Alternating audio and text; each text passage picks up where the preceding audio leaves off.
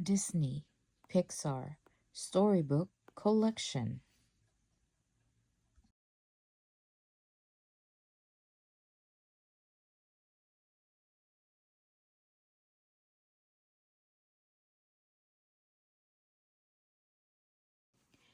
Disney PIXAR, Toy Story 3, A New Adventure. Over the years, Andy had a lot of fun playing with his toys, especially Buzz and Woody. He took them just about everywhere, from birthday parties to Pizza Planet. The years passed quickly. Before the toys knew it, Andy was getting ready to go to college. The toys were upset. "We knew this day was coming," Woody said. Andy began to pack. He decided to take Woody to college. He put his other toys in a bag that would go in the attic. A little while later, Andy's mom went to his room. She saw the bag and thought it was garbage. Soon, the toys were out on the curb. By the time Woody got outside, the toys had found a box in the family car that was set to go to Sunnyside daycare. They decided to climb in. They didn't think Andy wanted them anymore. Woody tried to explain. "He was putting you in the attic. I know it looks bad, guys, but you've got to believe me." "Andy's moving on," Jessie said. "It's time we did the same." Just then, the doors closed and the car started moving.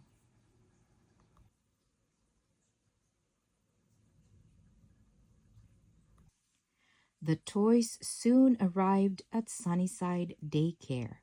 There were kids everywhere.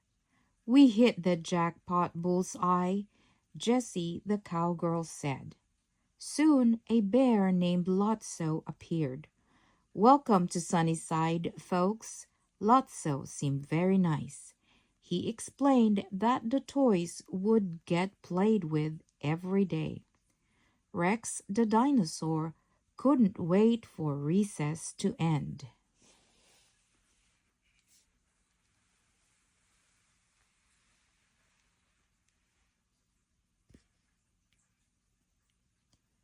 But Woody wasn't excited about playing with the daycare kids. "You have a kid, Andy," he reminded the others. "Now I'm going home."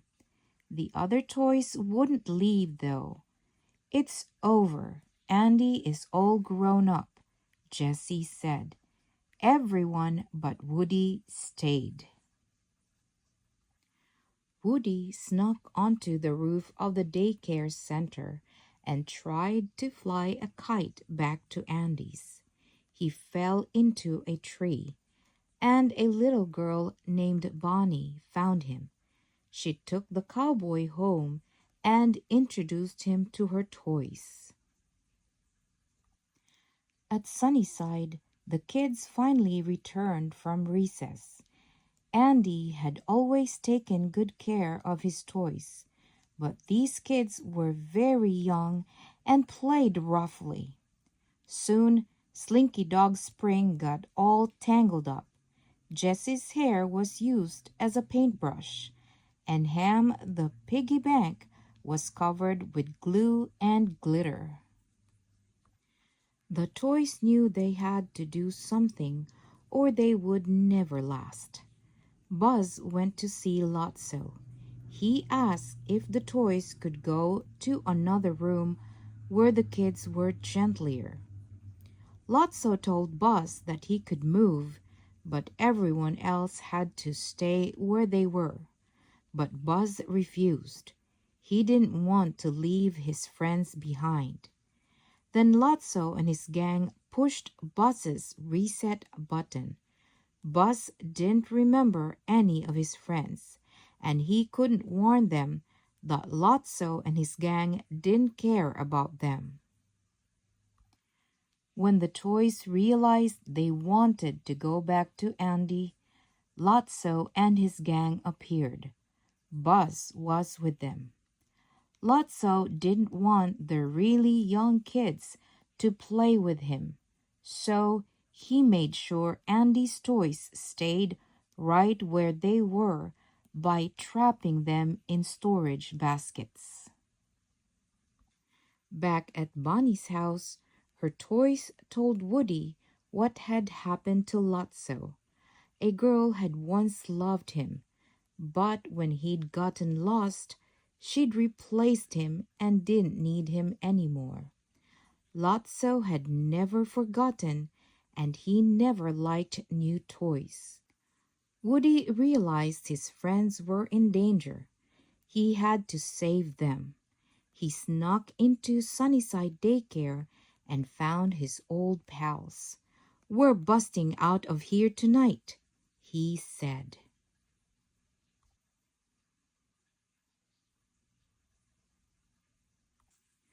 Woody and the others found Buzz.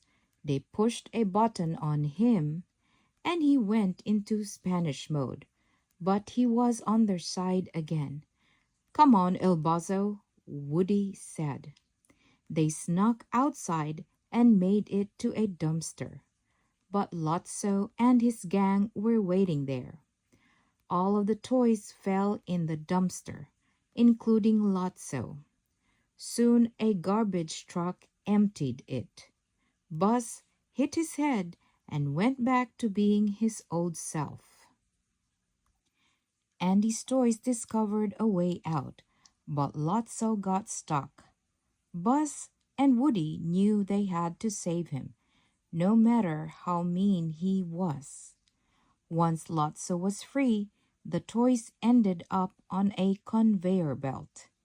They were headed toward a fiery shredder. They yelled at Lotso to push the emergency stop button, but he wouldn't. He left them there. The toys were worried, but luckily the little green aliens had found a crane. "The claw!" they exclaimed. They used the crane to pull the toys to safety. The toys made it home just before Andy left for college.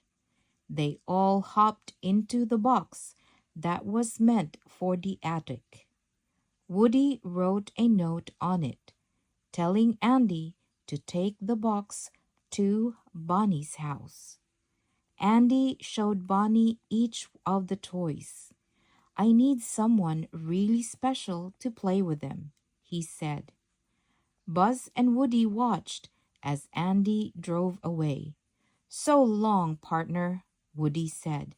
He would miss Andy, but he would always remember how much fun they'd had. And now he and the others had a great new kid who would love them.